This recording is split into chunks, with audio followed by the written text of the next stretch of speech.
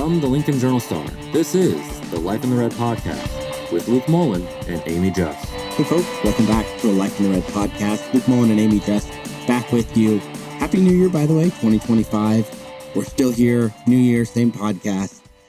Here to share, I think we can call it a Husker sports potpourri kind of update with you this week.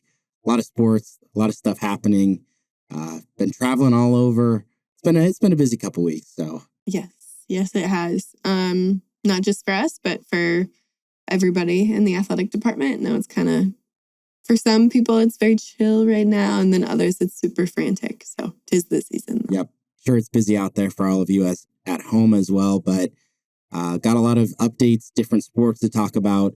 We'll talk about mainly, the Pinstripe Bowl, big news, Nebraska winning that to end its season, some of the transfers, comings and goings, how Nebraska's reshaping that roster, Husker hoops, and some volleyball talk as well. But first, start off, shout out to Nebraska wrestling. Haven't really talked about them in depth yet. We'll get to them soon, but they're ranked 4th nationally, headed to Northern Iowa this Sunday. Big Ten action coming up soon. So they are off to a nice season, but wanted to get your reaction, Amie, to, of course, the Nebraska volleyball team, national championship hopes.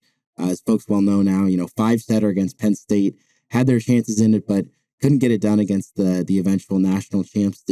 What'd you make of that match and the way the Nebraska volleyball season ended? Yeah, they looked unbeatable in those first 2 sets, and then Penn State got them out of system, and things looked funky.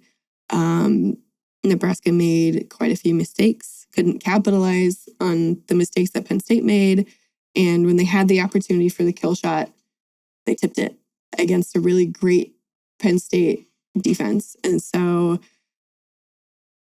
lessons to be learned for sure. I don't know if it feels better that you lost to the eventual national champion or if it hurts more knowing that you almost beat them and so you could have become the national champion. Yeah, I don't know.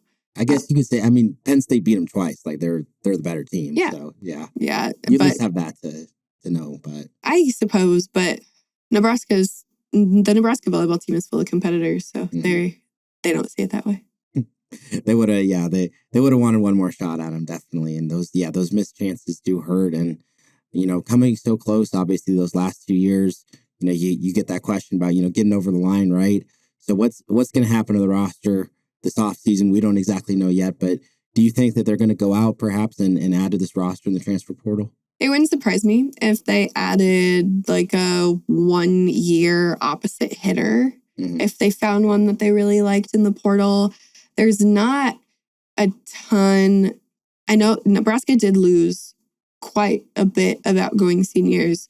Lexi Rodriguez, Merritt Beeson were your main 2 starters that you lost, but then you also lose Lindsay Krause and Layla Blackwell and Kennedy Orr. They do bring in replacements for most of those positions. So it doesn't feel like it's as urgent to go and get somebody. But then again, we didn't think that they needed another outside hitter last year and they brought in Taylor Landfair. So it wouldn't surprise me if they add 1 or 2, but I'm not exactly sure what that could potentially look like.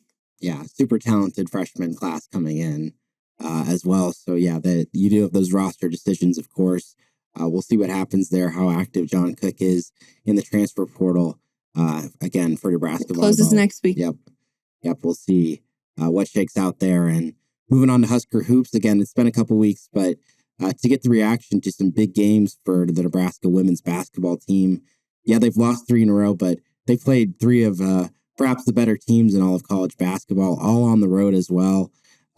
Not really shooting the ball great, you would say, in several of those losses, playing some very good defensive teams as well. You look at UCLA, which shut them down, number 1 team in the country, but lost to Georgia Tech. That was an 11-point loss. Again, really lost by a big margin there, 37 to UCLA. And then recently to USC, 20-point loss in that one. What stands out to you kind of about that 3-game stretch, the way that they played in that? They started in at least the last 2 games pretty competitive. It was tight. And then, the other team went on their respective runs and Nebraska never really got back in it. So that shows to me that, that the depth just need more depth and they need to keep with it, right? Like, they're not bad. They just have to get through their funk. And for a while, yesterday, as we record this on the 2nd of January, they were giving USC everything they had, and then USC pulled away. So back to the basics. They don't need to blow everything up and start from scratch, but they do have plenty of things to figure out. Now, I will say, it's good for Nebraska that these 2 games against USC and UCLA come at the beginning of conference play, so they don't get demoralized like that, down the stretch when they're trying to build some momentum. So if there's a silver lining in all of this, at least these games were in January. Yep, and or late December, I guess. Yeah, I mean, Nebraska, they're ranked in the top 25 as well when they went on the road to Georgia Tech. So, I mean, they're right there. Probably would have, of course, liked to be a lot more competitive in some of those games, but it's a good point that you bring up that, yes, they've probably had a really good quarter here or there, but, doing it for all 4, that has been a challenge for this team. But you look at returning to Pinnacle Bank Arena, they're going to hope is going to be a lot more fruitful for them. Penn State comes to town on Sunday, Michigan State on Wednesday. They're hopeful. They're a great team at home, and they're hoping to extend that. Yeah, and they've had success against Penn State and Michigan State teams before. Michigan State has traditionally been really frustrating for them, but not impossible to win. But they need to get at least one of these to kind of stop the bleeding a little bit. If 3 straight losses turns into 5, we've got a big problem. Yeah, most definitely. The men's basketball team, on to them. They had a nice little Christmas trip to Hawaii. Not jealous, jealous a little bit of that weather. No, not at all. When I was talking to some of them, they're like, yeah, where were you? I'm like, well, I went to Kentucky for volleyball and New York for football. The 2 cold weather trips out of the 3 big trips, and they laughed at me. So. Yeah, was not on the beach in Hawaii. No, definitely not. No, but it was a good outcomes for Nebraska going out there. They defeated Murray State, Hawaii, and Oregon State, won the holiday tournament. Which is a good achievement for them, but, maybe not the biggest, RPI builders in that field. But you look at the way that this non-conference schedule is shaken out, 3 wins in a row, nobody's going to complain about that. Nebraska 11-2 heading into a big-time matchup against UCLA. Yeah, I think winning that conference tournament, or not conference tournament, but that holiday tournament did a lot for their confidence. Mm-hmm. I think when Bryce plays like that, he can do anything. He was one of 5 National Players of the Week that week, and then followed it up with the following week of the same award. So he's looking like an all first-team Big Ten player right now. Yes, most definitely. And that game against UCLA Saturday afternoon, probably expect a really good crowd there inside PBA for that one. Yeah, it's going to be incredible. It's going to be their second chance of the season to beat a ranked team. They're number 17. No, they jumped 7 spots. So they're ranked, I think, pretty high. But it's not gonna be the most beautiful basketball game you've ever watched. UCLA and Nebraska, both of their defenses are incredible. So expect kind of a slugfest. Yeah, so to speak. Physical Big Ten basketball game. Yes. Yes. Yeah. I don't expect a super high scoring affair, but I do expect it to be pretty gritty. Yep. Could still be definitely a lot of fun to watch. Looking forward to that one. And let's get into some Husker football updates for you as well. We were out there in New York City to watch Nebraska's bowl game win 20-15. They defeated Boston College. A little bit of a wacky game, kind of always. A little? Yeah. No, a lot of it. Of a wacky game. Always is with Nebraska, frankly. But I mean, honestly, Boston College didn't do a whole lot. The Nebraska defense played pretty well. They moved the ball, but they got up with those big stops. There were a few good drives from the offense. They're controlling it for 3 quarters, and then they tried to choke it away again at the end. Special teams. Yeah. The punt block, safety, 2-point safety, of course, on the blocked field goal. I mean, you spot a team, those points. I mean, you have a really good chance of losing the game when you do that. I mean, it's kind of good. It's good for Nebraska that they were able to go up enough early, but still, I mean, some of those same issues, that pop up. I mean, this is a team that, they win a one-score game, but they created a one-score game for Yeah, themselves. this should not have been a one-score game. It should not have been. So by technicality, they won a one-score game, but I'm not giving it to them. Yep. And kind of an interesting bowl game vibe there. You know, it was a rainy day in New York City, but not a packed Yankee Stadium. A lot of empty seats. Good amount of Nebraska fans and a lot of folks from the East Coast already. Nebraska fans out there. Some folks made the trip as well, but they got to see the bowl game win. You know, the families who were out there, the former players. So really cool. I think the mixture of people who got to take in that victory. Yeah, I was talking to some fans, and there were quite a few like Nebraska fans, like from the East Coast, who were there. They were very grateful for the opportunity to not have to fly all the way across the country to go to a bowl game. But yeah, it was really cool. You don't get to say that as a college football writer that you got to cover a game in Yankee Stadium, but Definitely. yeah, it was my condolences to the Yankee Stadium grounds crew for having to clean that up. Yep. Because that and for all the equipment managers doing the laundry after that one. I think you just you start over. Yeah. I mean, and I like even wrote about it. It's like there's grass stains and mud stains and paint stains. And yeah, I don't know where you even begin with that other than just starting over. Yeah. It was funny to see him slipping and sliding all over there on the sidelines. Thankfully, we're, glad to see no serious injuries because you worry about that, when the field is beat up as that was. But some of the seniors too, of course, Ramir Johnson was the standout of the day, the game's MVP. Coming back to New York City, and Ty Robinson was a monster all game. It was very fitting for guys like that to go out and win because you think about the way that 2023 ended. Matt Rhule, he's gutted after the game, saying, for the seniors, for the guys, how devastating it was to not get to that bowl game. You get there, not only you do that, you win it, and 7-6 is a heck of a lot better than 6-7. It changes the entire tenor of the offseason. Yeah. A bowl win on paper, whatever. But for the offseason emotion and for the temperature on your program, winning that bowl game is a lot better. If Nebraska would have lost and like melted down, the talk of the offseason would be unbearable. It would be, again, the sky is falling. We can't win games. We can't play with a big lead. I'm glad we don't have to deal with that. There's enough to talk about in terms of things that need fixing and things that need addressed. But 6-7 looks awful in comparison to 7-6. Yeah, most definitely. It's a very big win for the progress of this team. And also good to see from that aspect, a lot of young players getting on the field, guys who are maybe not as, involved during the season. Donovan Jones was a particular standout at cornerback.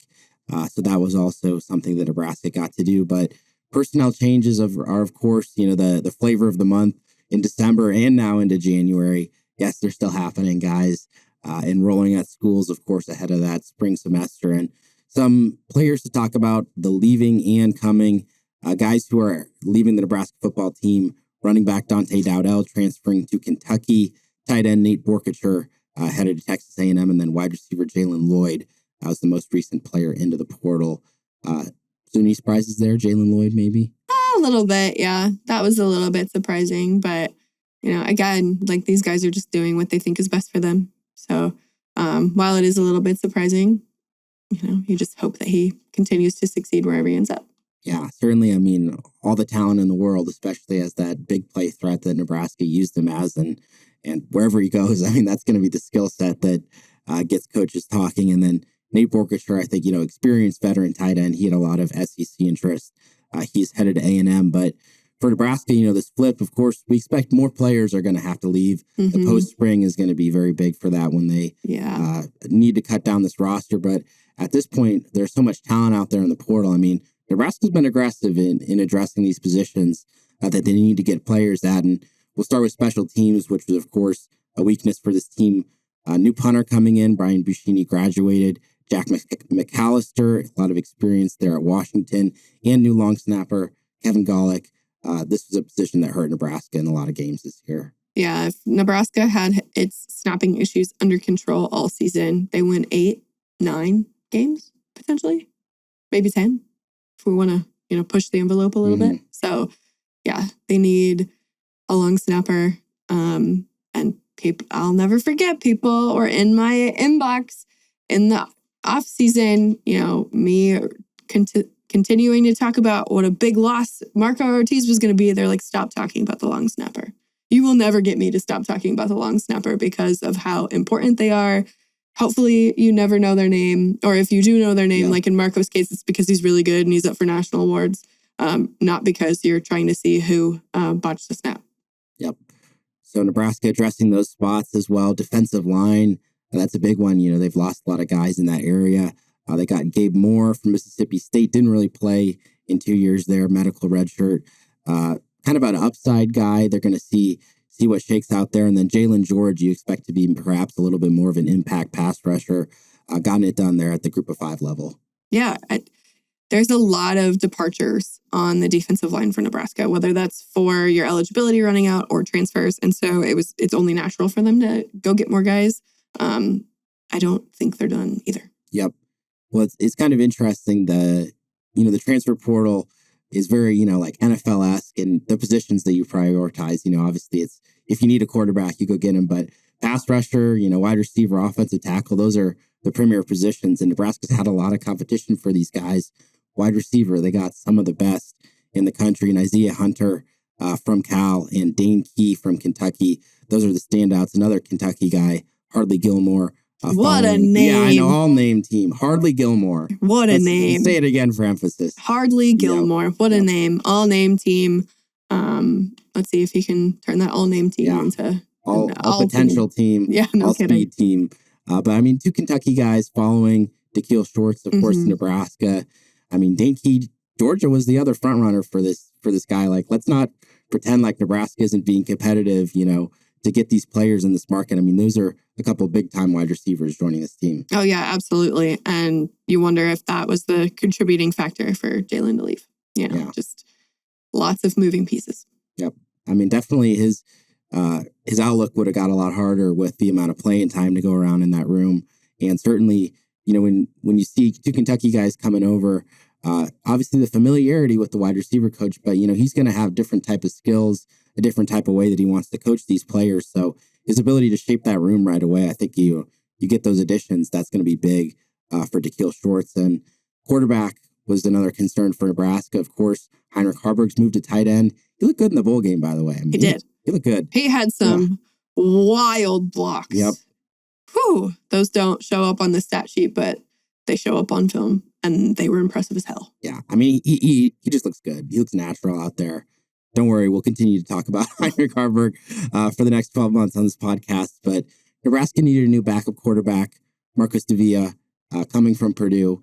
He's going to be the guy. A lot of potential, again, to develop.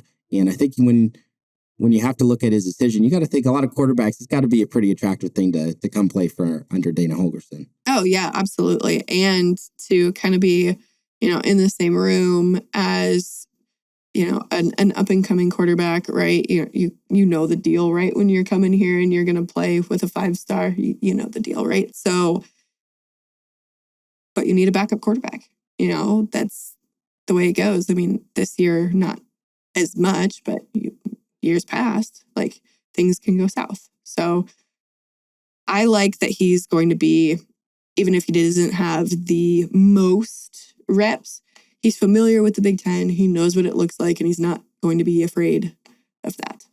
Yep. I think it certainly would have been tough, to come in with a guy, like TJ Lateef or somebody, who's obviously inexperienced. Davia, he at least does have that year of experience, again, being at Purdue. So, yeah, that will help. And then you look at the positions that they're still looking at, offensive tackle, defensive back. They're still interested in that position as well. 2 guys that they've added to that DB room, Justin Rhett from Georgia, and then Andrew Marshall from Idaho.